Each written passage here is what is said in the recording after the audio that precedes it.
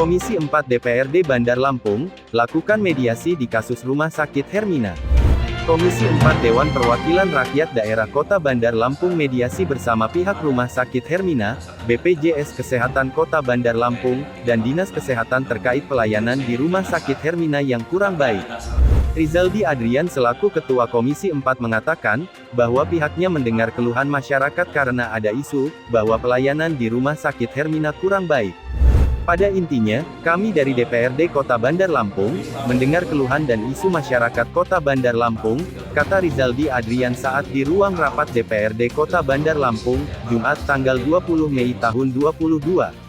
Rizaldi menjelaskan, semoga hal-hal seperti itu tidak terjadi lagi di rumah sakit yang ada di Bandar Lampung, dan untuk pihak Dinkes, jangan sampai tidak ada komunikasi kepada pihak rumah sakit.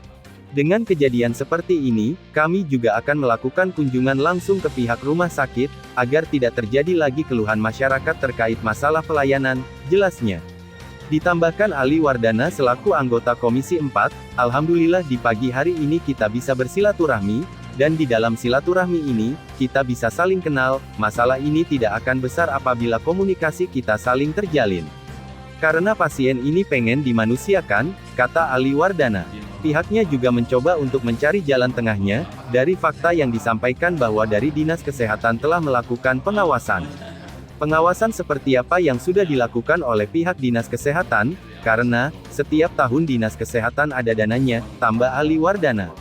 Ali melanjutkan, Dinas Kesehatan tidak bisa semena-mena mengeluarkan izin kesehatan, kalau dari awalnya ketat maka tidak akan terjadi hal seperti ini. Kami tidak pernah lihat ada action Dinas Kesehatan Kota turun ke lapangan, tujuan kita bikin rumah sakit ini, adalah tujuan yang mulia, pertanggungjawaban bukan hanya di dunia, tetapi dunia dan akhirat yang akan kita dapat. Tujuan kita membantu masyarakat masuk rumah sakit, keluar sehat, akan tetapi, pelayanan rumah sakit Hermina kurang baik dan harus dikoreksi, semoga ke depan pelayanan di rumah sakit Hermina bisa diperbaiki, tegas Ali. Dan kenapa, setiap kamar di kelas 1 isi orangnya ada 2, karena kelas 1 setahu saya, orangnya hanya 1. Apakah aturan itu aturan rumah sakit, apa aturan dari BPJS-nya, tanya Ali. Kemudian menurut kuasa hukum korban Syekhat Ismail menjelaskan, untuk BPJS Kesehatan ketika ada aturan yang dilanggar maka harus segera dipertegas. Kami hanya ingin manusia dimanusiakan dan komunikasi, karena waktu itu pihak rumah sakit Hermina ada yang menemui saya, ucapnya. Kalau memang ada yang perlu diselesaikan, ya selesaikan dengan pihak korban, karena pihak korban sekarang sudah menyerahkan sepenuhnya kepada saya, lanjut Ismail. Sementara itu, Direktur Rumah Sakit Hermina Dr. Dede Suhendar menyampaikan, kami akan berkoordinasi dulu dengan dokter penanggung jawabnya, kemudian kita akan melakukan mediasi, jangan sampai ke ranah hukum. Kedepannya kita tetap menjalin silaturahmi dan hal seperti ini harus diluruskan dan harus diperbaiki, kata Dr. Dede Suhendar saat mediasi bersama Komisi 4 DPRD Kota Bandar Lampung. Di sisi lain Dr. Dede Setiadi selaku Direktur Rumah Sakit, saat dimintai keterangan terkait hal tersebut, enggan untuk berkomentar. Ini dahulukan Allah dulu ya, maaf ya. Kaitan ini Pak yang masak Hermina itu Pak, bukan BPJS itu. Tanggapan aja dikit Pak, sedikit aja. Sudah mau sholat Pak, saya nanti telat. Ini kan tadi kan Pak ada yang sempat disinggung oleh Ketua Dewan.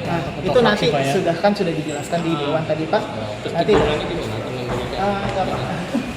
Mohon maaf, saya benar-benar harus cepat-cepat Pak, karena saya nggak boleh ketinggalan sholat, maaf ya Pak ya. Iya, oke,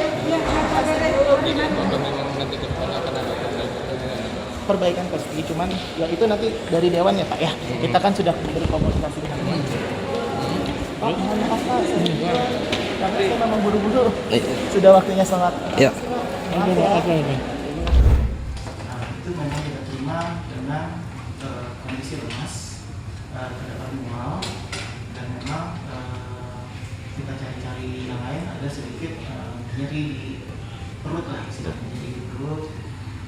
Kemudian karena lemas, prosedur pertama memang kita cek gula darah.